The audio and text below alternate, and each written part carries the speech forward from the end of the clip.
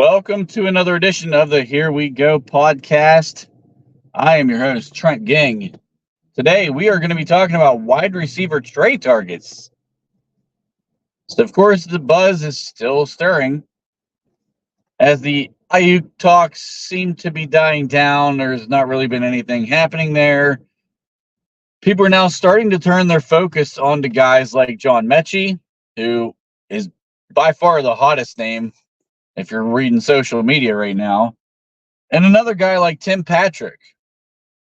So let's dive into the two guys and talk about the player and talk about the fit, because I think they're two very different situations, honestly, within both those concepts. I mean, John Metchie, let's start with him because he is the guy that everybody's talking about right now. I think there's some kind of a misconception that John Metchie is like this second tier type of a receiver. And I'm starting there because he's really not. I mean, the guy is buried on a Houston depth chart for a reason. He's not good. He had a lot of buzz coming out. He was a second round pick. And I think that's where everyone is hanging their hat on this. He was a second round pick for the Houston Texans. He came from a very prestigious college in Alabama. And so because I think where he was drafted, people are putting so much stock into that they forget the guy has like 198 total yards. And I'm sorry, 140, it was 138. He had 138 yards total in his NFL career so far. Now, of course, he missed his entire rookie season because of the cancer diagnosis. And I can't even imagine what he had to go through to even get back to playing football.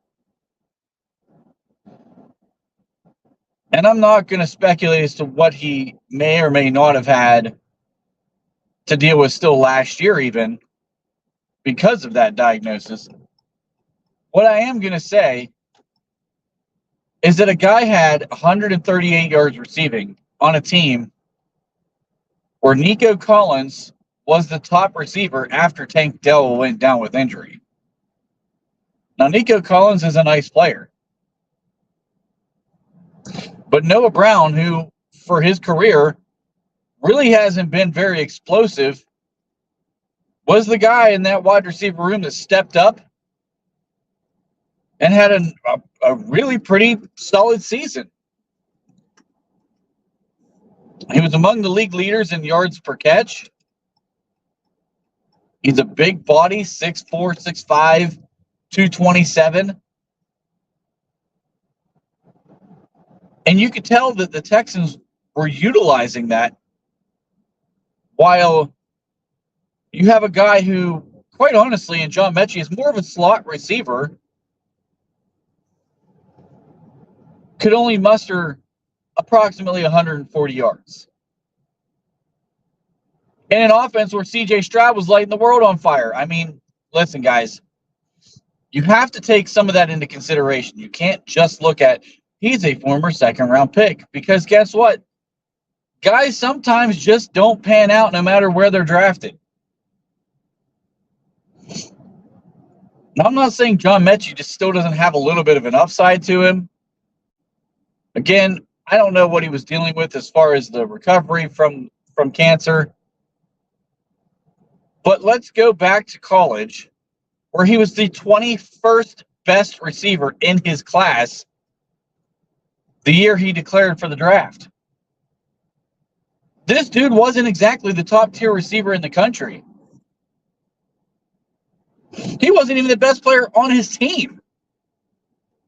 Jameson Williams was the best receiver on the team at Alabama, and it was by a long shot. So I think we really need to curb expectations on what John Metchie was when Jameson Williams was clearly better as a receiver, and that guy got kicked out of Ohio State essentially because he couldn't see the field.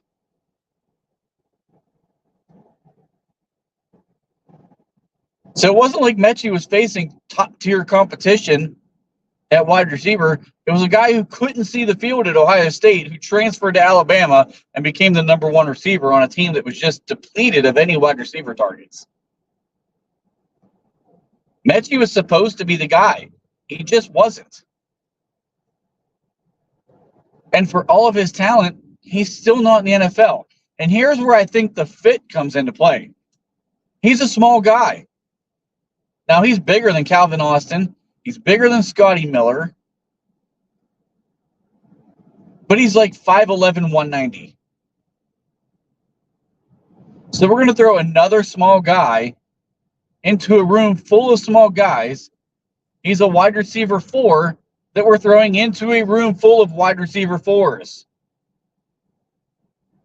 I don't see the need. I don't see where you're truly upgrading this roster. Because if you want a guy who's a slot receiver, who can be a dominant receiver in the slot, he's on your roster. His name's Roman Wilson. He just isn't playing yet. If you get John Metchie and Roman Wilson, who are you moving to the outside? Because neither of them are really outside receivers. Who are you burying on the depth chart? I don't see that this move really does a lot to increase our value or give any type of different look in this wide receiver. It's just more of the same that you're throwing together to see, can we get a slight upgrade? Are you trading a pick for that? I'm not. I'm not giving up a draft pick for John Metchie. I'm just not. I'm sorry. I'd rather trade for Noah Brown, if we're being perfectly honest. At least he gives you a different body type. He's going to be a better blocker. He's more of a vertical threat. Like, he plays a totally different style than what we already have on this roster.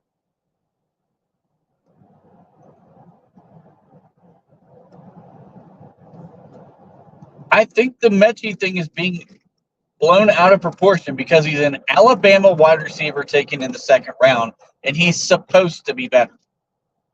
Well, I'm sorry, but sometimes supposed to be better just never comes to fruition.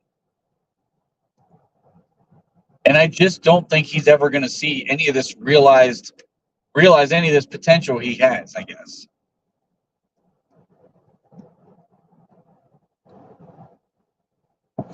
And for those of you who are willing to trade for him, what are you giving up to go get him? Because I would be willing to bet the Texans are going to ask for something more than what he's worth. A 5th round pick? I'm not giving up a 5th round or a 4th round or anything like that for this guy. Again, if you want to put this into perspective, which I'm going to here, Calvin Austin III had 1/2 of this guy's receiving totals for the year in one catch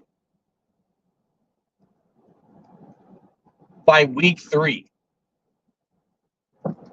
Allen Robinson nearly doubled this guy's production. And y'all wanted to run him out of town as fast as you could get him out.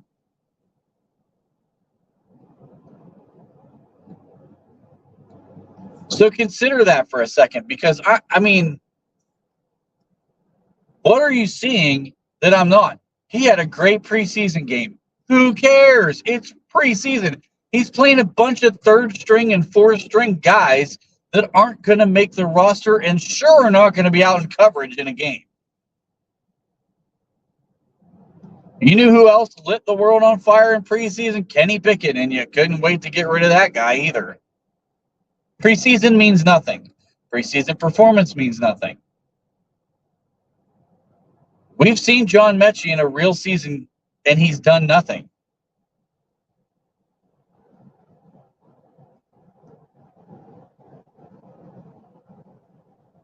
I don't think he's an answer.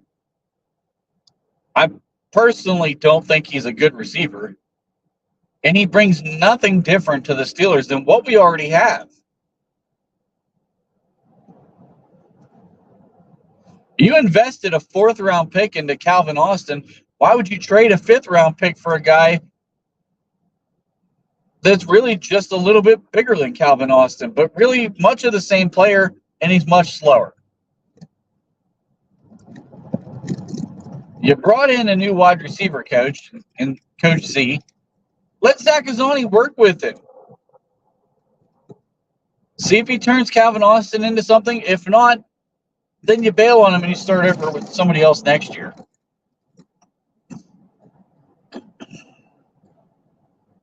But quit throwing guys into this room that are the same player. We need a little bit of versatility in our wide receiver room, and we don't have it. It's George Pickens in the field. Roman Wilson has the clear upside, and that's not just talking just because he's a rookie and everyone gets excited about the rookies. He's actually shown production in college at a major university, even though I don't like them.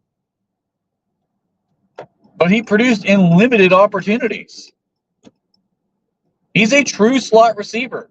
We don't need another slot receiver in this room. You need somebody who can play on the outside, not inside.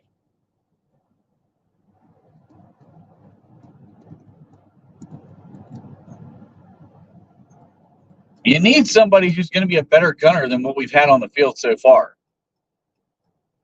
Because I don't think Darius Rush has done a very good job. I don't know who you're going to throw out there. So far it's not been good.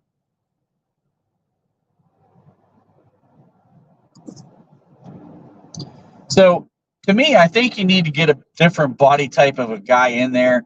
And that's maybe where you look at a guy like Tim Patrick. But I'm really not in love with Tim Patrick either, I guess. I mean, the more I think about it, if you threw a 7th-round pick at Denver to go get a guy like Tim Patrick, I mean, I'm not going to hate it. We have 3 of them. And to be perfectly honest with you, with the extra year of eligibility from the COVID year, with the NIL being what it's been so far, and kids are staying an extra year at a different rate now than what they were prior to NIL. Like, the bottom of the draft are a bunch of guys who would have been undrafted free agents in other classes. They're not guys that are really going to be competing for a roster spot. So if you're throwing away a 7th-round pick to bring in a guy like Tim Patrick, who's 6'4", 215, he's going to bring that different body type to this room. He's a guy who plays on the outside. Actually could be a good blocker in this scheme, because that's the other thing, is we don't have a receiver who can block on the entire roster. George Pickens is unwilling to block. Van Jefferson just isn't very good at blocking. The other guys, I mean, they're not big enough to slow anyone down.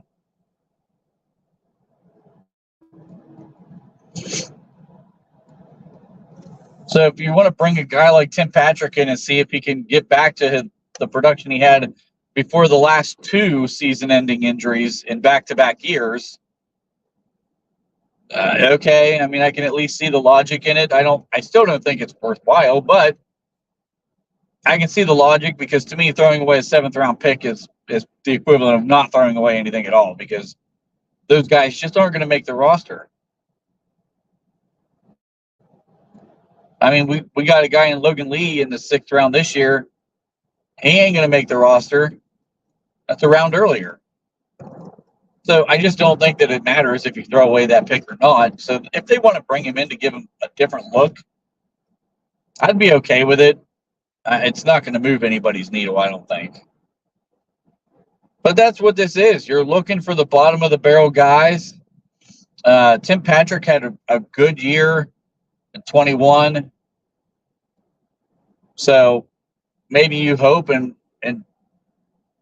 just take a chance that he gets back to that if he's healthy. And I'm not sure that we really even know how healthy he is.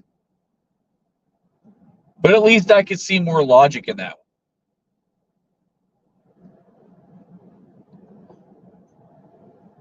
I think the Brandon Aiyuk thing's dead in the water. And I'm not sure that Omar Khan can wait any longer. It doesn't seem they've officially thrown the towel in on this thing, but he's got to conduct business on his end. And I really thought this thing would be over by the weekend. And maybe with Aiyuk traveling with the 49ers to the preseason game this weekend, maybe it is getting close to being over. But I don't think that him traveling with the team really meant anything, in my opinion, because everybody made a big deal of it. Like, oh, well, he must be signing now because he's traveling with the team. He's contractually obligated to travel with the team. For some reason, everybody continues to forget this guy is already under contract. This isn't a free agent tag situation.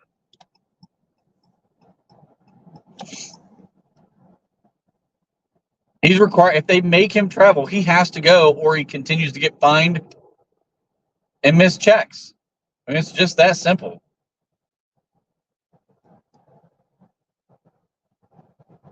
But I'm not holding out any hopes for Brandon Aiyuk. I really never got that high on that whole thing anyway. If you've listened to me talk at all, you know that I've been completely against this thing from the beginning for a number of reasons. And I just never thought it made sense. Even from San Francisco's standpoint, it never made sense. Quite honestly, if they pay Brandon Aiyuk 4 years, they've got one more year after this year with Debo. So they'd have 1 year where the two of them would be getting paid serious money. And from there, Debo's contract basically drops down to $8 million of a cap hit. He's an easy trade target.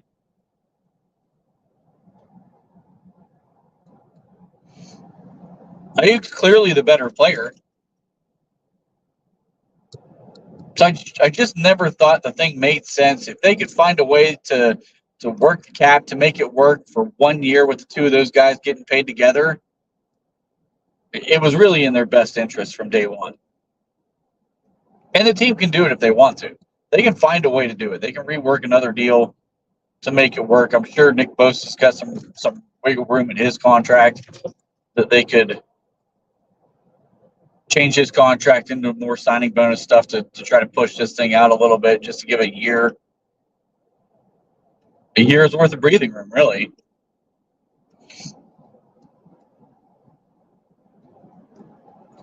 Listen, we're not going to drastically upgrade this wide receiver room. You're really looking at nitpicky type things at this point. If it were me, if Miles Boykin gets cut from the Giants, I'm bringing him back, because at least you're going to have a solid gunner and a run-first offense that needs to have good field position, because we're not going to be an explosive offense this year. So field position is going to be a vital part of this game. You brought the punter in so that you could get some consistency there, who's played very well throughout preseason so far. Why not bring back your stud gunner, who really did a great job the entire time he's been in Pittsburgh in that role? He's also a very good blocker. He can be your blocking wide receiver in situations. To me, he makes more sense than a guy like Patrick or John Metchie. He doesn't really bring much as a receiving threat, but at least he's a special team player. So I don't know. I mean, I don't think I'm wrong on this one. I just don't see that either one of those guys are really going to bring any value. They're just more guys that are going to get buried on the depth chart, and we just have to figure out who we get rid of, because it's kind of bringing more of the same guys in.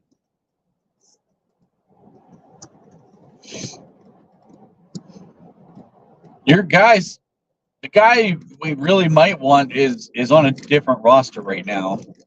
I would personally rather have Noah Brown. I would trade for him in a heartbeat. Again, I wouldn't give up anything significant. It'd be a 6th or 7th round pick. I might consider a 5th for that guy, just because he brings something totally different to the table. And seeing what he brought to the table in that Houston offense last year, I think he could make that work here in Pittsburgh. I think he would fit the same scheme. I'd rather have a guy like that if it's me. The Packers have some interesting depth. I'm not sure who's going to be available, but they got some guys who are big body guys who might be available. The Colts, we'll see what happens with that organization, who they end up getting rid of, but they might have some guys who are interesting targets to look at. We're not going to make a significant upgrade. And to be honest with you, I'm not sure we bring anybody in who's going to be any better than Van Jefferson. So no matter who it is, I really wouldn't get too excited anyway. Van Jefferson's going to be your number 2 wide receiver this year. When Roman Wilson comes back, he's going to be your number 3 wide receiver this year. And the rest of it's really not going to matter. Because it's just what your depth chart looks like. So unless the Aiyuk trade actually happens, that is the only significant move that is going to be made, at least from what's being reported of guys who are being shopped and who could be available. Now, there could be a dark horse out there that maybe we don't know about yet, but for what we know, Aiyuk's the only guy that's truly going to move the needle. He's the only guy that's going to take Van Jefferson out of the wide receiver 2 spot.